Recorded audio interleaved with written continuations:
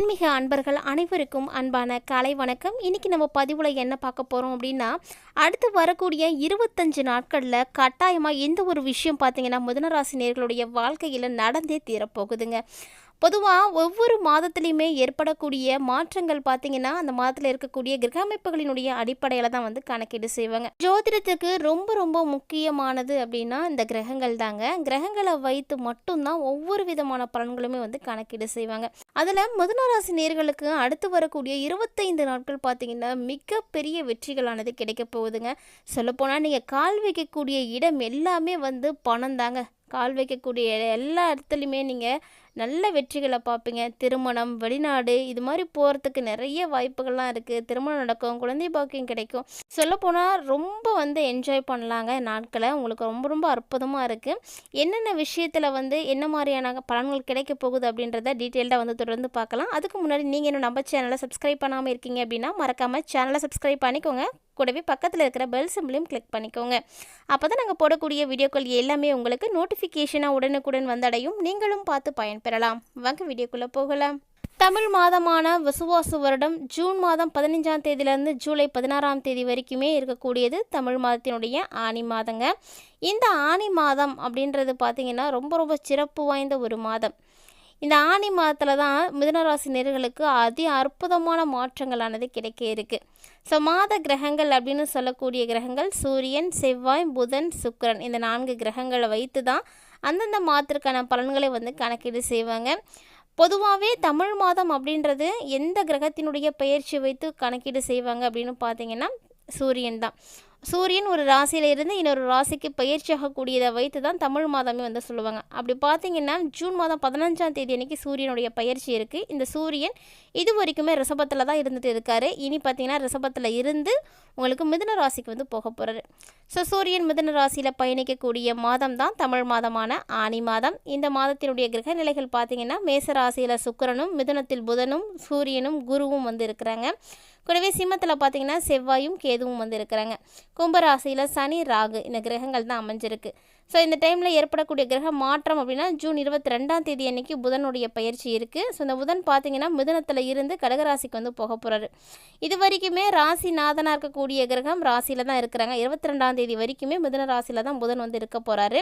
அதுக்கப்புறமா தான் அவர் கடகத்துக்கு மாறுறாருங்க. ஸோ அது வரைக்குமே உங்களுக்கு ரொம்ப ரொம்ப லக்கி அப்படின்னு தான் சொல்லணும்.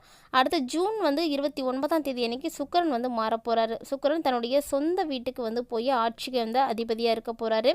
ஸோ அவருடைய மாற்றம் கண்டிப்பாக உங்களுக்கு மிகப்பெரிய அளவில் மாற்றத்தை கொடுக்க இருக்குது. மேலும் ஒரு சில விஷயங்களை நீங்கள் கவனமாகவும் இருக்கணும். அதை பற்றியும் நம்ம தொடர்ந்து பார்த்து தெரிஞ்சுக்கலாம்.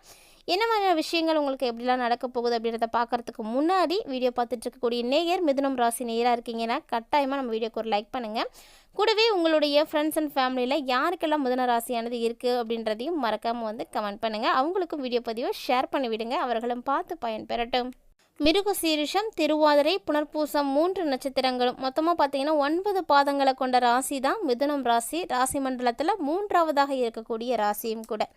ஸோ உங்களுக்கு பார்த்தீங்கன்னா ராசி அதிபதி புதன் தற்போது ஆட்சியில் இருக்கிறாருங்க. அதாவது உங்களுடைய ராசியிலே ஆட்சியில் இருக்கிறது ரொம்ப ரொம்ப விசேஷமானது. ஸோ மேலும் உங்கள் ராசியில் பார்த்தீங்கன்னா குரு, சூரியனும் பார்த்தீங்கன்னா நல்ல நிலையில் தான் இப்போதைக்கு இருந்துகிட்ருக்காங்க.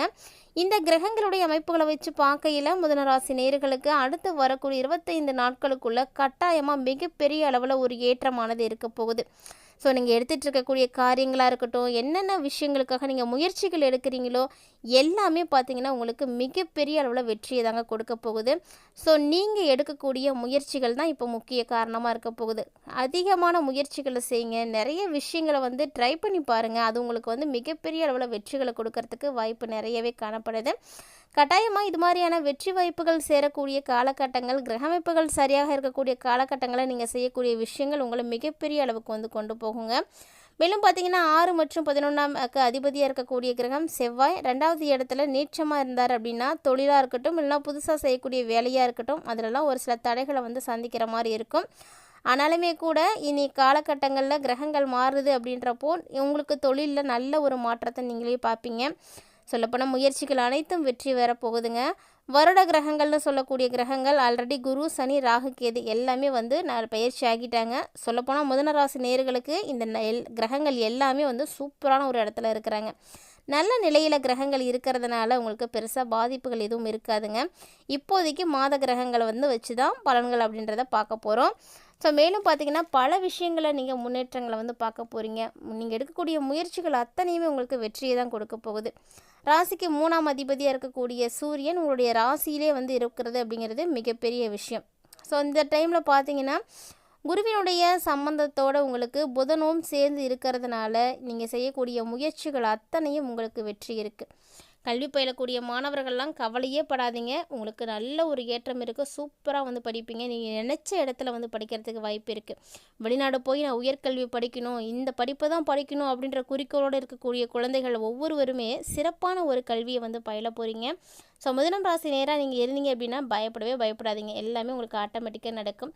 சின்ன சின்ன முயற்சி மட்டும்தான் உங்களுக்கு தேவைப்படுது. திருமணம் நடக்காதவங்க, குழந்தை பாக்கியம் இல்லாதவங்களாம் டோன்ட் ஃபீல். இந்த டைமில் பார்த்தீங்கன்னா உங்களுக்கு கட்டாயமாக அதெல்லாம் நடந்துடும். ஸோ திருமணம் ஆகாதவங்க அதற்குரிய முயற்சிகளை எடுங்க. குழந்தை பாக்கியம் இல்லாதவங்களும் அதுக்குரிய ட்ரீட்மெண்ட்டை நீங்கள் ஸ்டார்ட் பண்ணலாம். அந்த டைமில் உங்களுக்கு எந்த தடையும் இருக்காது. ஒரு சிலர்லாம் பார்த்தீங்கன்னா ஒரு சில விஷயங்களை செய்ய ஆரம்பிக்கும் பொழுது தடைகள் வந்துடும். அதை அப்படியே ட்ராப் பண்ணிவிடுவாங்க. திரும்ப அதற்கான முயற்சிகளே எடுக்க மாட்டாங்க. ஸோ ஆனால் இந்த டைம் அப்படிலாம் கிடையாதுங்க. உங்களுக்கு எல்லாமே சிறப்பாக இருக்குது. உங்கள் ரூட் ரொம்ப ரொம்ப கிளியராக இருக்குது. அதனால் நீங்கள் என்ன வேணால் செய்யலாம்.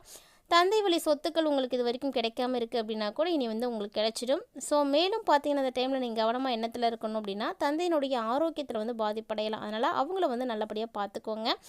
ஜூன் 22ஆம் தேதிக்கு அப்புறமா உங்களுக்கு புதன் பயிற்சியாகிறாரு. அதாவது ராசிநாதன் ஒரே வாரத்தில் ராசிக்கு 2வது இடத்துக்கு போக போகிறாரு. ஸோ இந்த டைமில் உங்களுக்கு பண வரவு எப்படி இருக்கும் அப்படின்னா சிறப்பாக இருக்கும். பஞ்சமே இருக்காது. உங்கள் கைக்கு எப்படியாவது பணம் சேர்ந்துடும்.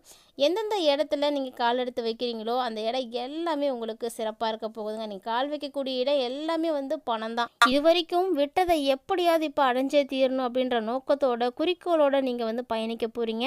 மேலும் உங்கள் ராசியில் சூரியன் இருக்கிறாரு. முயற்சிகள் அனைத்துமே உங்களுக்கு வெற்றியை தான் கொடுக்க போகிறாரு. சுக்கிரன் பார்த்தீங்கன்னா இப்போ வரைக்கும் உங்களுக்கு 11வது இடத்துல தான் இருக்கிறாருங்க. 29ஆம் தேதிக்கு அப்புறமா தான் 12வது இடத்துக்கு போவார்.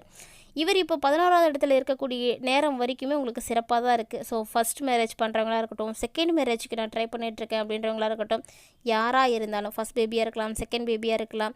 ஸோ யார் என்ன முயற்சிகள் எடுக்கிறீங்களோ எல்லாமே உங்களுக்கு சிறப்பாக தான் இருக்க போகுது. அதனால் கவலைப்படாமல் முயற்சி எடுங்க. அது மட்டும் இல்லைங்க, இந்த டைமில் மிதுனராசி நேயர்களுக்கு மூத்த சகோதர சகோதரிகள்லாம் இருக்காங்க அப்படின்னா அவங்களுடைய உதவி உங்களுக்கு கட்டாயமாக கிடைக்கும். ஸோ அவங்க மூலியமாக நீங்கள் மிகப்பெரிய அளவில் ஏற்றத்தை பார்க்க போகிறீங்க. கட்டாயமாக மிதுனராசி நேயர்கள்லாம் கவலையே படாதீங்க. உங்களுக்கு எல்லா கிரகங்களுமே சூப்பராக இருக்குது. பணத்துக்கெலாம் பஞ்சமே இருக்காது. ஆனால் 12வது இடத்துக்கு சுக்கிரன் போகக்கூடிய காலகட்டத்தில் மட்டும் நீங்கள் கொஞ்சம் கவனமாக இருந்துக்கோங்க. ஏன்னா அந்த டைமில் உங்களுக்கு செலவுகள் இருக்குது. அந்த செலவுகள் பார்த்தீங்கன்னா எப்படி இருக்குன்னா உங்களுக்கு சுப செலவுகளாக தான் இருக்க போகுது. அதனால் நீங்கள் சுப செலவுகளாக ஏதாவது செய்யுங்க. அதனால் உங்களுக்கு வேறு செலவுகள் ஏற்படாமல் தடைப்பட்டுடலாம். மேலும் இந்த நாட்களில் பார்த்தீங்கன்னா வேலை விஷயமா நீங்கள் வெளிநாடு வெளிமாநிலம் இங்கெல்லாம் போகிறதுக்கான வாய்ப்புகள் இருக்குது. அதுக்கான பிராத்தம் நிறைய இருக்கிறதுனால கண்டிப்பாக நீங்கள் முயற்சி எடுத்தீங்கன்னா அது சக்ஸஸ் ஆகுங்க. நல்ல ஒரு இடத்துக்கு நீங்கள் பொசிஷனுக்கு போக முடியும். ஒருவேளை ஐடி வேலையில் இருக்கக்கூடியவங்க, கலைத்துறையில் இருக்கக்கூடியவங்க, ஆடிட்டிங்கு, அக்கௌண்டிங் பார்க்கக்கூடியவங்க, கணிதம் இது தொடர்பான விஷயங்களில் செய்யக்கூடியவங்க, இப்படி இந்த துறையில் இருக்கக்கூடியவங்க ஒவ்வொருவருக்குமே பார்த்திங்கன்னா சிறப்பான ஒரு காலகட்டமாக இருக்குங்க. அற்புதமான ஒரு நேரம். நீங்கள் என்ன நினைக்கிறீங்களோ அதை அத்தனையும் உங்களால் செய்து முடிக்க முடியும். கவிஞராக இருக்கலாம், கட்டுரையாளராக இருக்கலாம், என்ன விஷயம் நீங்கள் செய்தாலும் சரி. ஆனால் குறிப்பாக இந்த விஷயங்கள் இருக்கக்கூடியவங்களுக்கு ரொம்ப ரொம்ப சூப்பராக இருக்கும். மற்றபடி நார்மலாக நீங்கள் என்ன வேலை செய்யணும் அப்படின்னு நினச்சாலுமே கூட மிதுனராசி நேயர்களுக்கு இது ஒரு சிறப்பான ஒரு காலகட்டம். அதாவது நீங்கள் ஏதாவது ஒரு புதிய விஷயத்துக்காக உங்கள் கையால் இந்த பணத்தை நீங்கள் செலவு பண்ணீங்க அப்படின்னா அது உங்களுக்கு பல மடங்கு நன்மைகளை கொடுக்கும். மறந்துடாதீங்க. அதுக்கான முயற்சிகளை எடுங்க. மேலும் இந்த டைமை பொறுத்த வரைக்கும் ஜூன் மாதத்தில் 15, 16, ஜூலையில் 11, 13 இந்த நாட்கள் எல்லாம் நீங்கள் புதிய முயற்சிகளை தவிர்த்துக்கோங்க. மேலும் பார்த்தீங்கன்னா இந்த காலகட்டங்கள் உங்களுக்கு சிறப்பாக இருக்குது. நீங்கள் செய்யக்கூடிய எளிமையான பரிகாரம் என்னென்னா, அருகில் விநாயகர் கோவில் இருக்குன்னா அந்த கோவிலுக்கு போய் ஒரு 10 குடம் தண்ணி எடுத்து கொடுத்து அபிஷேகம் பண்ணி வழிபாடு செய்துட்டு வாங்க. கண்டிப்பாக நடக்கிறது அத்தனையுமே நல்லா நடக்கும். இந்த எளிமையான ஒரு பரிகாரத்தை மட்டும் மிஸ் பண்ணாமல் செய்து பாருங்கள். நல்லதே நடக்கும். இந்த பதிவில் மிதுனராசி நேயர்களுக்கு நிறைய இன்ட்ரெஸ்டிங்கான நியூஸ்லாம் பார்த்துருப்பீங்கன்னு நினைக்கிறேன். கட்டாயமாக இந்த விஷயங்கள் உங்களுக்கு மகிழ்ச்சி கொடுக்கக்கூடிய வகையிலையும் ரொம்ப ரொம்ப பயனளிக்கக்கூடிய வகையிலும் இருந்திருக்கும்னு நினைக்கிறேன். வீடியோ உங்களுக்கு பிடிச்சிருக்கு அப்படின்னா லைக் பண்ணுங்கள், ஷேர் பண்ணுங்கள், மறக்காமல் கமெண்ட் பண்ணுங்கள். மேலும் இது போல் பல இன்ட்ரெஸ்டிங்கான தகவல்களை எல்லாம் நீங்கள் தொடர்ந்து பார்த்து தெரிஞ்சுக்கணும் அப்படின்னு ஃபீல் பண்ணுறீங்களா? மறக்காமல் நம்ம சேனலை சப்ஸ்கிரைப் பண்ணிவிட்டு ஃபாலோ பண்ணிக்கோங்க. கூடவே ஆன்மீக ரீதியாக நம்முடைய சேனலில் கொடுக்கப்படக்கூடிய பரிகாரங்களையும் நீங்கள் மறக்காமல் செய்து பயன்பெறுங்க. இந்த பதிவு போல் பல இன்ட்ரெஸ்டிங்கான தகவல்களோட மற்றும் ஒரு ஆன்மீக தலைப்பில் சந்திக்கலாம்.